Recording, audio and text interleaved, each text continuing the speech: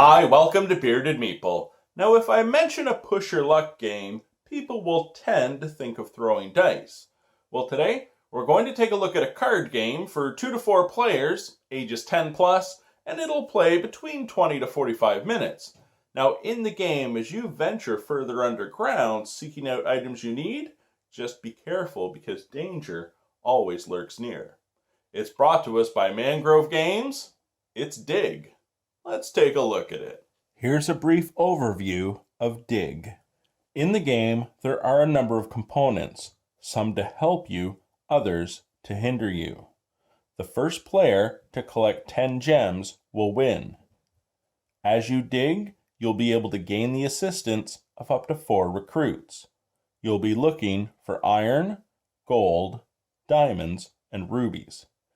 Each card has an associated value in crystals. At the tavern, you'll be able to trade these in and gain a recruit at the cost of 5 crystals. You won't get change. During your dig, you'll also have the assistance of the sentinel, the workshop, and the hidden chest. But also, make sure you use wisely the compass, the pickaxe, and a runestone. During your dig, you may also find a secret room, an exit, or come across a collapse. But be wary of the skeleton, the thief, the spider, and the orc. These 4 will cause unpleasant encounters. You will also be able to trade in stones at the tavern to hire a companion. Each card has a particular cost and will give you an ability. Let's take a look at the setup and the gameplay. You shuffle the deck and set it in the middle of the play area. You place the companions, the gems, and the recruits to the side. This is the tavern. In your personal play area, you will be able to collect cards that you will hold in hand, or you will create galleries. The recruits will run the galleries. On a turn, you have 3 options.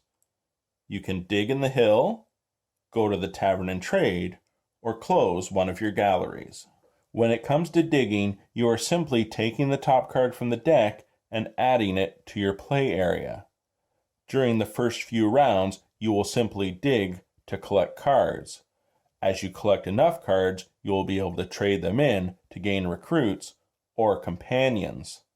Let's take a look at what happens once you have enough cards and you're going to make a trip to the tavern. As gameplay progresses and I've collected enough cards, on a turn I am able to visit the tavern and hire a recruit at the cost of 5 crystals.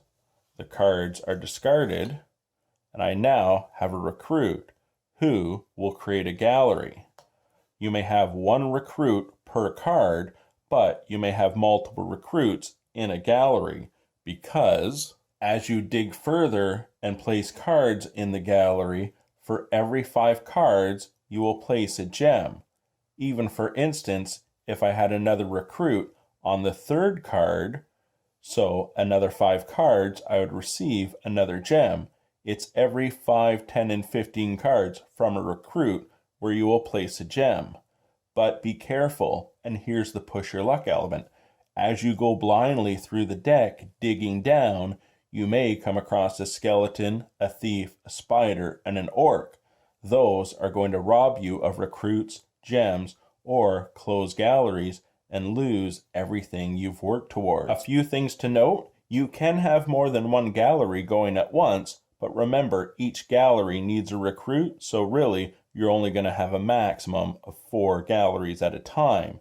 And on subsequent turns, before you dig, you have to announce where the card is going, whether it's to your galleries or to be held in hand. Once you make the decision, such as this card will go to my loot, you then reveal the card and place it in the appropriate area, taking the appropriate action based on the revealed card. And yes, it is a push your luck game because as you dig, you're not sure what you're going to find. Is it going to be something that can help you expand a gallery to collect more gems, or is it going to be something that hinders you? So remember, don't let a gallery get too big. You can close a gallery, collecting the items that are there, and the cards. 10 gems and you'll win. And that, my friends, is Dig.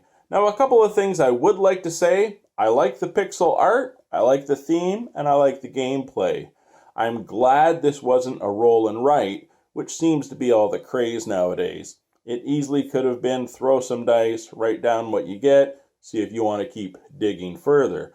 I'm glad it was a shuffled deck because you know what cards are in there, just not when they're going to come up. Having said that, keep an eye on your opponents and what they're getting. You can just figure out the odds of how far down you want to dig. Now the cards themselves, the companion cards are rather big, while the regular cards are smaller. Big hands, small cards, be nice if they're a little bigger.